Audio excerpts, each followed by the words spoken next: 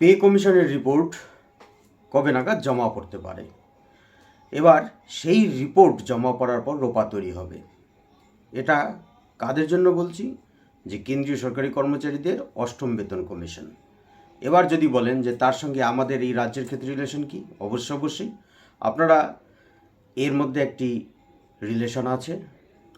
যখন বিজ্ঞপ্তি জারি হয় সপ্তম বেতন কমিশন আমাদের পশ্চিমবঙ্গের রাজ্যের ক্ষেত্রে, সেখানে কিন্তু একদম স্পষ্ট উল্লেখ করা আছে যে কেন্দ্রীয় সরকারের যে অষ্টম বেতন কমিশন হবে সেই বিষয়টিকে কিন্তু নজরে রেখে এই সপ্তম বেতন কমিশন তার সুপারিশ কিন্তু করবে।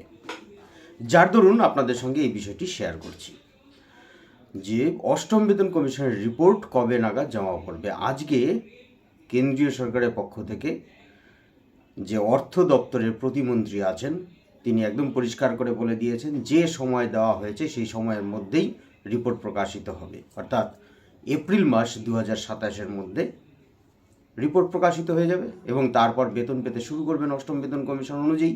সেটি লাগু কবে হবে সেটি পরের বিষয়, কিন্তু 1 জানুয়ারি 2026 থেকে শুরু হবে। এবার কেন বলছি আমাদের রাজ্যের ক্ষেত্রে তার সঙ্গে যদি কম্পেয়ার করি তাহলে কি কেন?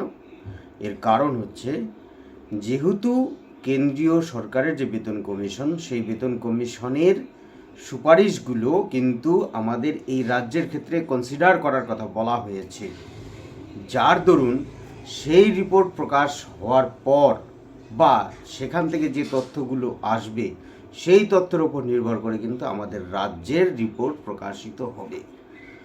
সুতরাং যে কথা বলা হচ্ছে যে অতি শীঘ্র বা জানুয়ারির মধ্যে বা মার্চের মধ্যে এরকম বলা হচ্ছে, সেক্ষেত্রে কিন্তু একটু বিলম্ব হতেই পারে। আমরা জানি যে পে কমিশনের রিপোর্ট এত দ্রুত কোনো দিনও প্রকাশ করা সম্ভব হয় না। সুতরাং একটু ধৈর্য রাখতে হবে, অপেক্ষা করতে হবে কেন্দ্রীয় সরকারের অষ্টম বেতন কমিশনের রিপোর্ট এবং সুপারিশগুলো আসুক, তারপর আমরাও সেভাবে একটি নতুন করে অবশ্যই তার সঙ্গে সামঞ্জস্য রেখে হয়তো পাবো। ধন্যবাদ।